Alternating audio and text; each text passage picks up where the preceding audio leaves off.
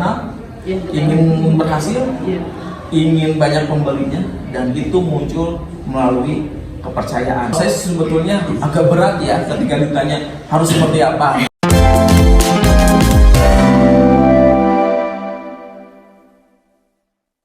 Assalamualaikum warahmatullahi wabarakatuh. Hai Sobat UHS, gimana nih kabarnya hari ini? Ketemu lagi bersama program terbaru kami, Ngos-ngosan, ngobrol-ngobrol santai. Bareng saya, Nung Nurjana, yang akan menemani ngobrol-ngobrol santai kita pada kali ini. Teman-teman, kita kali ini kedatangan narasumber yang luar biasa.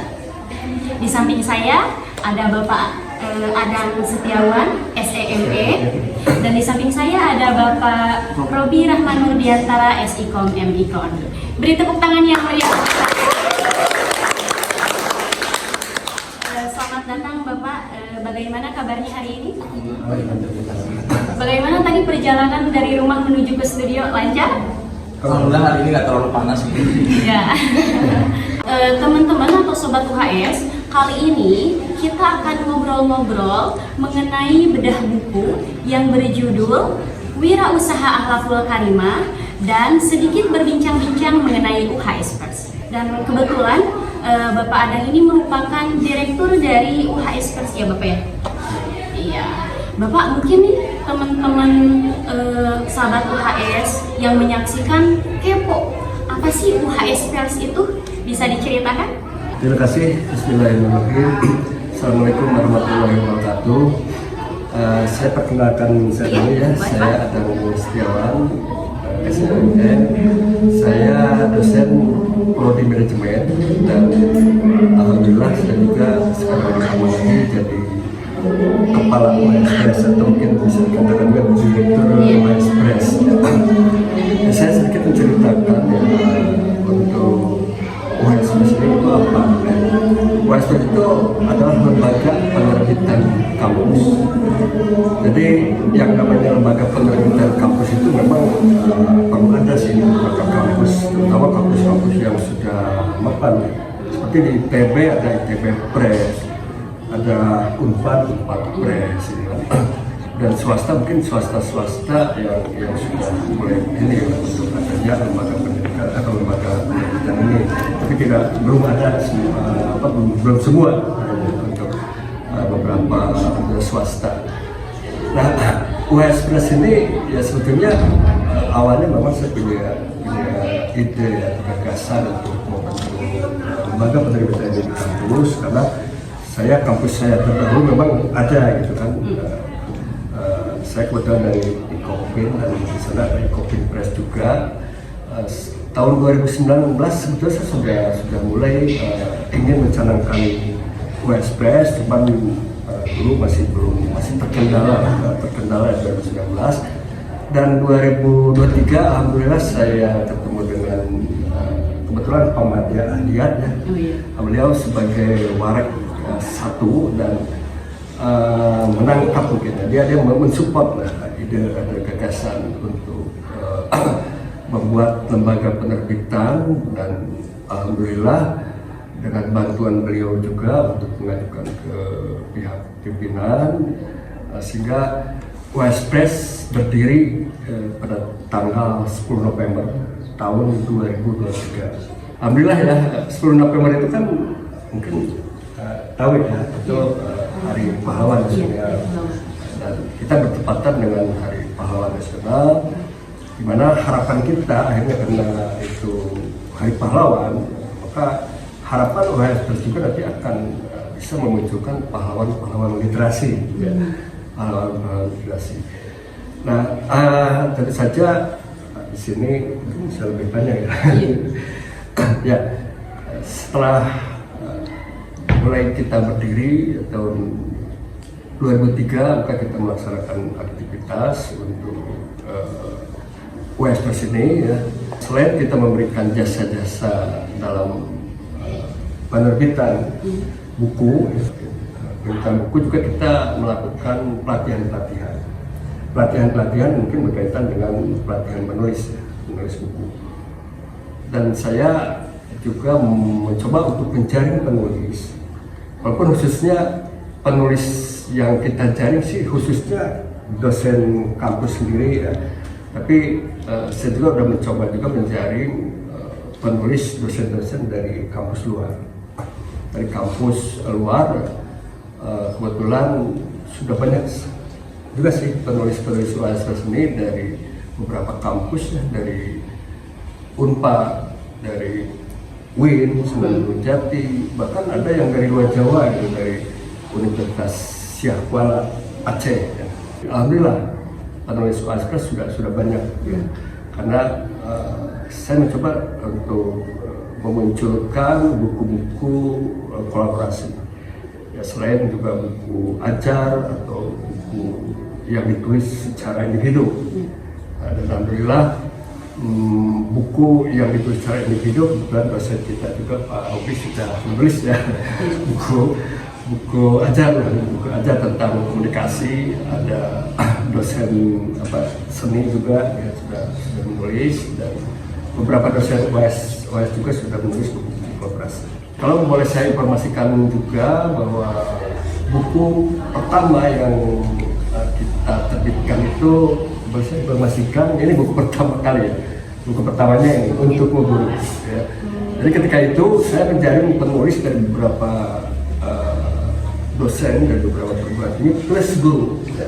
Jadi setelah adanya pelatihan menulis buku,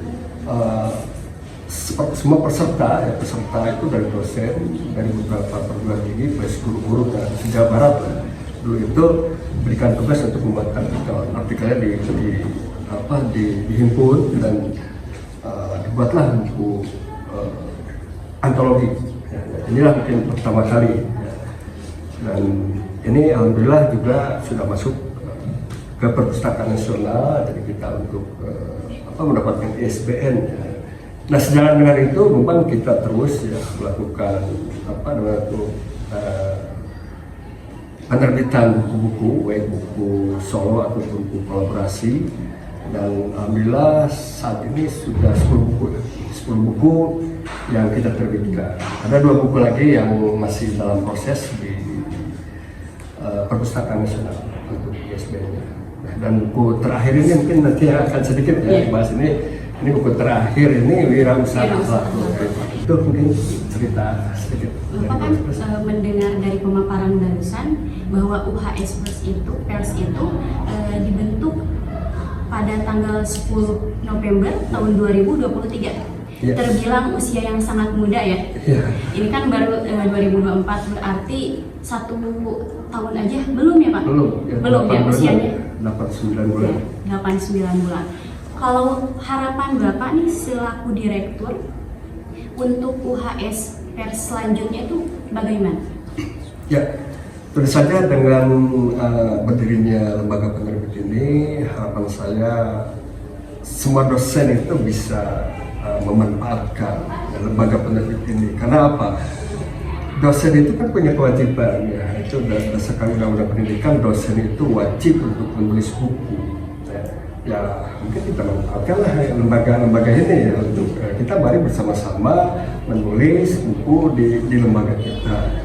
Dan dosen ini yang saya tahu juga kalau sudah punya JAPU, jabatan atau JAD lah, jabatan akademik dosen itu asisten ahli, itu wajib ya. Di dalam sistem mungkin ya Pak BKD ya, Pak ini juga Pak Roy sudah melihat bahwa di sana ada kewajiban membuat buku ajar, sehingga sangat dibutuhkan.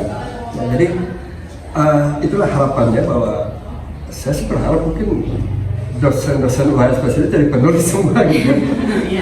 Itu kadang-kadang mungkin ya saya memahami ada tingkat kesulitan tersendiri untuk jadi penulis. Saya lihat juga di beberapa perguruan ini nggak banyak itu untuk dosen-dosen itu membuat satu buku gitu.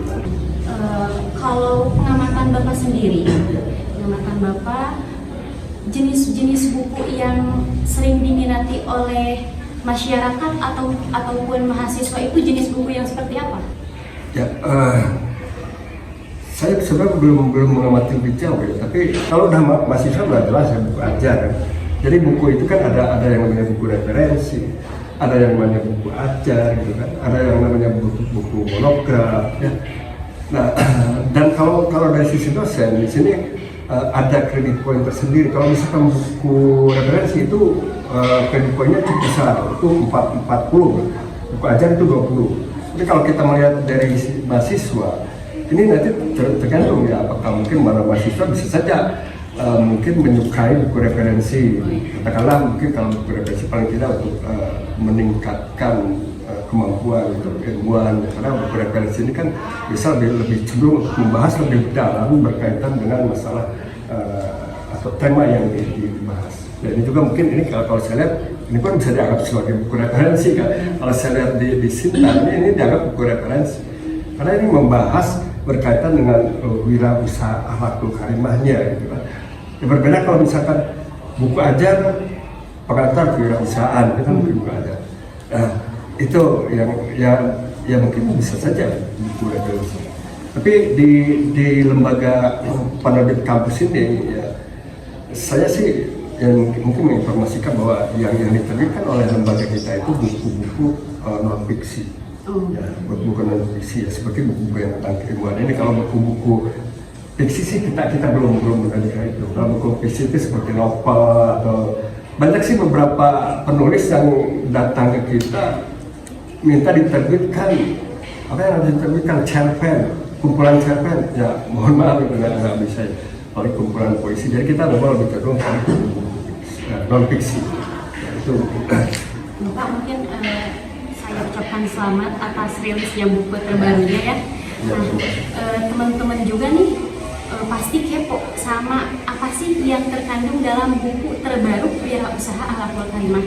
Bapak mungkin bisa diceritakan sinopsisnya saja sedikit dari buku Wirausaha Akhlakul Karimah. Sebetulnya kalau memang saya ingin menjelaskan jauh, kebetulan buku ini kan dihimpun dari berbagai referensi atau berbagai pendapat dari berbagai dosen.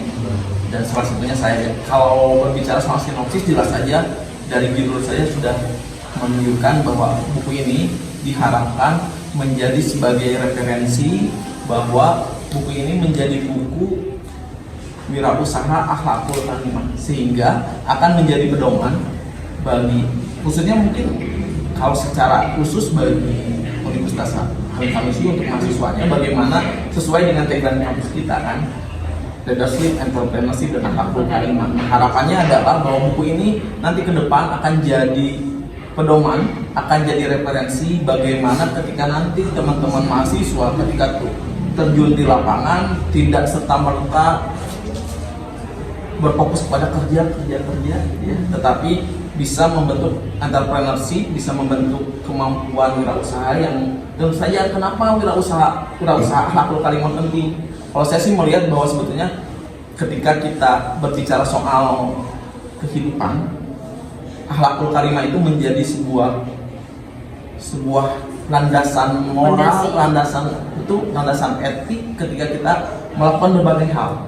Khususnya dalam akhlakul karimah kalau berkaitan dengan wirausaha kan yang pertama adalah kejujuran, keadilan, kemudian tanggung jawab dan amanah. Dan saya pikir itu adalah modal bagi kita untuk terjun di masyarakat, terlebih dalam konteks wirausaha. Tentu saja kalau kita berbicara wirausaha, kita ingin terkenal, ingin berhasil, ingin banyak pembelinya, dan itu muncul melalui kepercayaan. Kepercayaan dibentuk dari kemampuan kita untuk menunjukkan citra baik bagi konsumen. Sinopsisnya mungkin teman-teman nanti bisa baca lengkapnya, tetapi pada prinsipnya adalah buku ini adalah buku yang akan menjadi pedoman, diharapkan menjadi pedoman bagi siapapun yang membacanya, khususnya untuk mahasiswa, untuk dosen ketika melakukan kegiatan wirausaha dipedomani oleh akhlakul karimah. Kalau untuk target atau apa ya, buku ini tuh targetnya itu untuk siapa? Apakah hanya untuk mahasiswa atau hanya untuk calon wirausaha atau untuk masyarakat luas? Silakan. Boleh, Oh, iya. Pak. Ya, ya sebenarnya khususnya ya untuk calon wirausaha. Calon wirausaha mungkin di sini kan mahasiswa juga calon wirausaha juga kan. Ini lebih cenderung ke sana. Tapi ya tentu saja sejalan dengan apa ya, sekarang ini kan katakanlah perlu adanya pengembangan untuk pembentukan wirausaha sehingga kan masyarakat pun secara umum ya, karena sekarang ini katakanlah tingkat kesulitan untuk mendapatkan pekerjaan itu sangat tinggi sehingga kan masyarakat yang katakanlah agak sulit untuk masuk dunia kerja, artinya kan akhirnya kan nanti memilih untuk berwirausaha sehingga ini pun secara umum sih bisa saja gitu kan.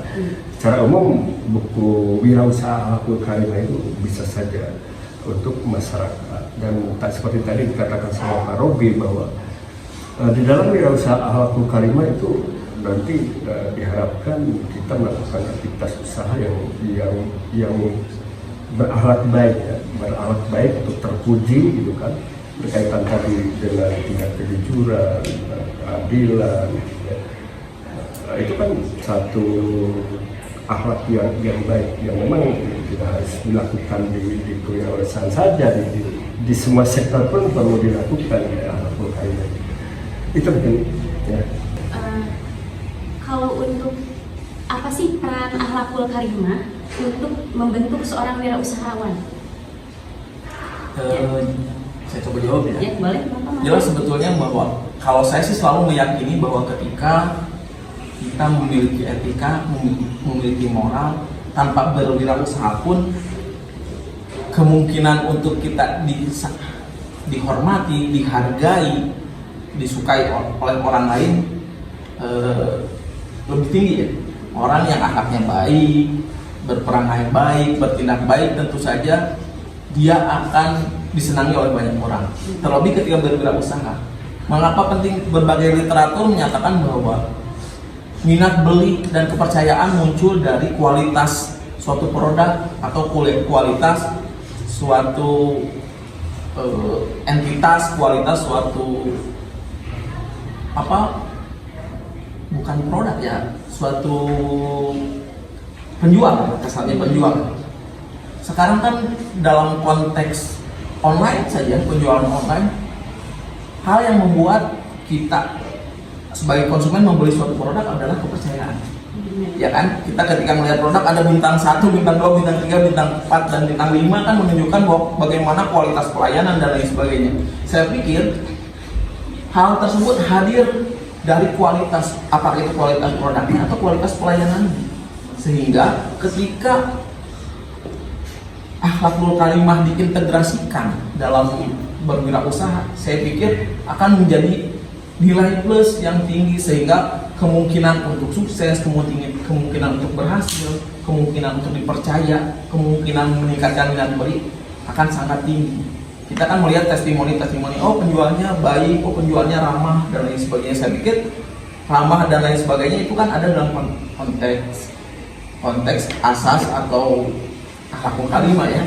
Ya kan, ketika Akhlakul Karimah itu kita harus bertindak sesuai dengan nilai-nilai Islami, artinya memanusiakan manusia, dan itu saya pikir hal penting, modal penting bagaimana mencapai kesuksesan di berusaha. Walaupun ya tidak menjamin, yang namanya usaha kan kadang naik kadang turun, tapi saya pikir ketika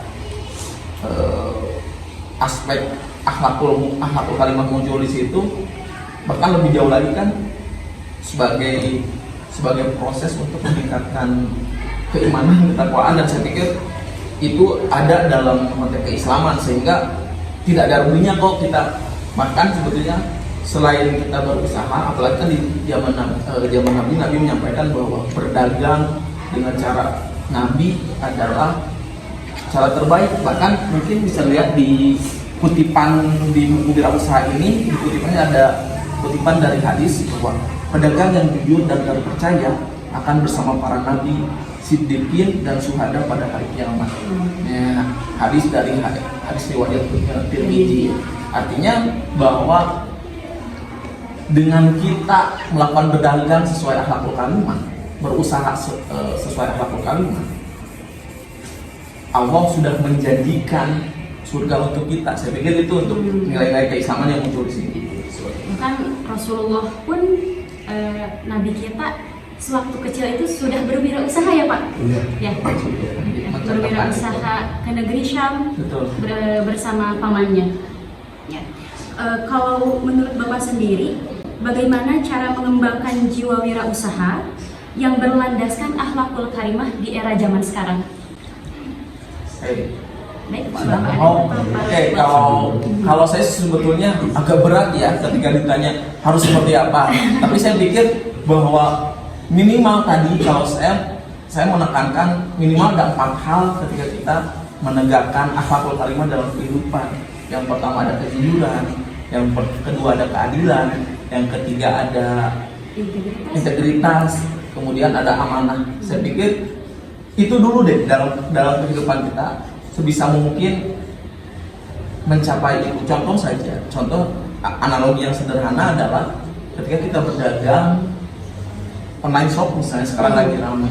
Ketika kita menanamkan kejujuran, adil dan lain sebagainya, saya pikir peluang untuk kita dibeli oleh banyak pembeli akan lebih besar. Walaupun tentu saja kan ada trik-trik khusus ya ketika berdagang online, misalnya ada trik-trik khusus bagaimana digital marketing dan lain sebagainya. Tetapi bahwa prinsip akhlakul karimah itu harus dijadikan sebagai landasan awal dulu, karena kalau dari landasan awalnya sudah baik, hal-hal yang diawali dengan baik saya pikir hasilnya akan baik. Jadi yang paling penting adalah ya tanamkan diri dulu saja, jangan berharap bahwa akhlakul karimah ini pada akhirnya jadi beban berat, tapi jalani dulu aja hingga pada akhirnya ketika sudah mendarat kalima istilahnya dalam kehidupan, nanti pasti akan ada jalan untuk mencapai kesuksesan. Kalau untuk tantangan seorang wirausahawan atau calon nih Pak ya di era zaman sekarang itu, tapi berwirausaha ala Nabi. Oke. Itu apa tantangannya di zaman sekarang? Padahal sudah nanti mau menambahkan yang punya. Kalau saya sih yang agak berat sekarang ini tantangan kalau berbicara wirausaha di era zaman sekarang ada di perbedaan yang sangat panjang dalam konteks sosial, konteks ekonomi, dan konteks teknologi. Nah ini tantangan yang bagaimana bahwa nilai-nilai Islam ini harus muncul menjadi landasan untuk bertindak. Kenapa? Karena kalau berbicara soal konteks sosial dan ekonomi sekarang bermunculan riba dan lain sebagainya gitu ya. Jadi pada akhirnya adalah yang paling penting, apalagi misalnya ada kapitalisme, materialisme dan lain sebagainya. Saya pikir itu yang tantangan yang terberat itu bagaimana mengintegrasikan. Kalau soal teknologi, saya pikir teknologi itu, kalau saya memaknai teknologi itu adalah tergantung man behind the gun, tergantung orang yang memegang pistol. Pistolnya akan digunakan untuk apa? Teknologi itu bebas nilai. Pisau ya Pak? Betul. Teknologi itu bebas nilai. Akan kita gunakan seperti apa? Ketika kita menggunakannya dengan akhlakul karimah, saya pikir pasti akan diarahkan ke arah hal yang lebih baik. Media sosial bisa digunakan untuk kejahatan? Bisa. Bisa digunakan untuk hal-hal baik? Tentu sangat bisa. Untuk menjual produk dan lain sebagainya. Orang sekarang, anak muda banyak yang sukses di media sosial karena bisa memanfaatkan itu. Apalagi kalau digunakan dengan akhlak yang baik, karena jangan sampai pada akhirnya penggunaan teknologi ini menjadi dosa jariah. Saya pikir kalau kita sudah punya akhlakul karimah, tidak akan jadi ladang pahala juga. Betul, gitu. Jadi saya pikir itu yang kadang-kadang mungkin sering dilupa, gitu, bahwa ketika kita bermedia sosial, kita menjadi media sosial, nilai Islami tidak terpenuhi, nilai etika tidak dipenuhi, sehingga hasilnya kan jadi rupa bahwa akan jadi dosa jariah. Saya pikir kalau akhlakul karimah yang dimunculkan dalam konteks itu, ya saya pikir akan jadi kebaikan. Mungkin saya sedikit menambahkan ya, jadi ini tantangan terberat itu antara sekarang dengan zaman Nabi itu saja berkaitan dengan masalah kalau zaman Nabi dulu ya, beliau berjualan itu menginformasikan apa adanya. Ya, contohnya contohnya kalau kita menjual sebuah produk, katakanlah beliau akan menginformasikan bahwa produk ini dibeli dengan harga berapa, ya, dan beliau jual berapa. Misalkan produk itu dibeli 1 juta, ya, 1 juta, beliau kan menginformasikan bahwa produk itu beliau beli 1 juta, beliau menginginkan keuntungannya 200.000 sehingga beliau jual 1.200.000. Kalau sekarang kan susah ya untuk itu. Kita nggak bisa katakanlah membuka dapur lah, katakanlah. Kita berjualan bahwa produk kita itu belinya 1 juta. Ya karena kan kita suka banyak yang bilang bahwa ini saya rugi gitu kalau misalkan 1.200.000 modal dengan 1.200.000 padahal 1 juta yang dia beli kan gitu. Nah itu tantangan terhadap sekarang. Tapi harapan kita sih ke depan ya mungkin tadi ya berkaitan dengan Al-Haful Karimah dalam hal menginformasikan harga beli produk sih mungkin itu agak susah juga ya, terkadang agak susah, tapi paling tidak kita bisa menginformasikan produk itu apa adanya ya. Sekarang kan lebih banyak ya yang katakanlah mungkin melakukan aktivitas jual beli dengan mempromosikan yang melebih-lebihkan. Banyak sekarang itu kan di Facebook, di online ya ada produk dia jual produk untuk menghilangkan uban lah kata-katanya. Saat satu menghilangkan itu dijonjoran sekali bahwa dijamin bahwa uban itu akan hilang dalam jangka waktu 1 minggu, sehingga banyak yang tertarik kan. Dari sana kan banyak yang komplain juga, saya udah berbotol-botol beli produk ini nggak hilang-hilang. Ya. Jadi dalam hal berpromosi ya sebaiknya kita beritahukan tuh apa adanya, jangan melebih-lebihkan, apalagi penipu ya. Nah kita seperti itu dalam hal promosi itu sangat sulit sekali mungkin dijelaskan oleh kita, tapi berharap sih dengan adanya ini ya, ada satu pedoman mungkin nanti anak-anak mahasiswa yang akan berwirausaha ya kita berikan informasi yang sejujur-jujurnya lagi. Nah, itu mungkin yang membedakan antara pada zaman hari ini dan saat kita sekarang. Bapak mungkin ini saya pegang dulu terlebih dahulu ya bukunya Wirausaha Al-Haful Karimah. Bapak bisa disounding atau dipromosikan ke teman-teman Sobat UHS. Barangkali ada teman-teman mahasiswa juga yang kepo sama bukunya nih. Kapan Pak? Assalamualaikum warahmatullahi wabarakatuh. Ya, ini kebetulan UHS Press menerbitkan buku Wirausaha Al-Haful Karimah. Tentu saja dengan adanya buku Wirausaha Al-Haful Karimah kita bertujuan nanti bahwa untuk nanti bisa terciptanya para wirausaha ya, wirausaha muda, apalagi dalam kampus ya, para mahasiswa kan nanti mendapatkan mata kuliah kewirausahaan, dan para mahasiswa UHS ini nanti diharapkan akan muncullah wirausaha yang sukses dan sejalan dengan tagline kita bahwa ada leadership, ada entrepreneurship, ada Al-Haful Karimah. Diharapkan nanti mahasiswa kita yang jadi wirausaha bisa mengaplikasikan atau misalkan mengemban Al-Haful Karimahnya dalam setiap kegiatan bisnis. Dan bolehlah nanti kalau misalkan ada yang mau gitu kan, silahkan saja bisa pesan ke admin UHS Press Kang Anwar. Kalau kita mereka Anwar ya, admin UHS Press-nya, atau di Tokopedia juga. Tokopedia ada, jadi mungkin kalau kita klik itu di searching aja ya, diketik Wirausaha Al-Haful Karimah akan muncul ya. Dan di Google pun kalau begitu ketik Wirausaha Al-Haful Karimah, kalau nggak salah Google Scholar sudah muncul ya, itu akan muncul. Itu saja mungkin itu dari saya. Pak, terima kasih banyak atas waktunya, atas pemaparannya. Tentunya Sobat UHS yang menyaksikan pasti mendapatkan ilmu yang luar biasa sekali. Semoga sukses atas launching buku terbarunya. Saya selaku host pamit undur diri. Wassalamualaikum warahmatullahi wabarakatuh.